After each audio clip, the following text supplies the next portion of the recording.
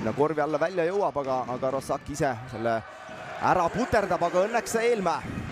Hetkel see pallikäsitlus väga hästi ei õnnestu, aga näeb Sverravi suurepärast lõiget, nii et viimased paar minutit peale esimest korvi ei olnud kerged, pikalt peale tabavat kaugviset seda kohtumist juhtimas. Sverrav proovib uuesti, nii et tuleb ka sealt, on vastus Pärnul olemas. Tagasi viigi peal Rossak ja jälle Mohamed kuskil ja teisel pool ka kiiresti toob need punktid ära. Nii et suurepärane kiirrünnak Pärnule.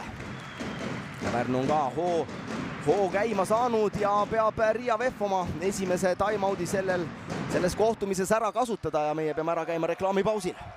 Vasakus nurgast leitakse üles Sverrav, täna ühe on pannud ja paneb teise veel ja vähendab vahet 4 punktile. Ilvese vastu Hollis tõstab käe üles, kas läheb kaugvise teele, läheb ja vahe minimaalne.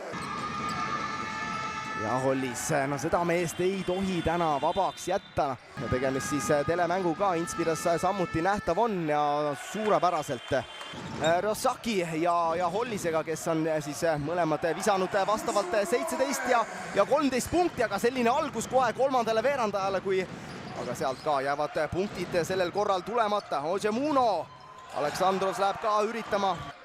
Rossak läheb katet panema, aga väga kiire paigасtardiga, Kilps läheb korvi alla välja, surub selle palli ülevalt alla.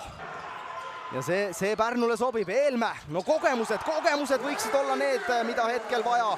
Otse loomulikult Toni Rossak siis, temale 21 punkti ja selle mehe kinnipidamisega on Pärnul probleeme olnud, aga vaata aga.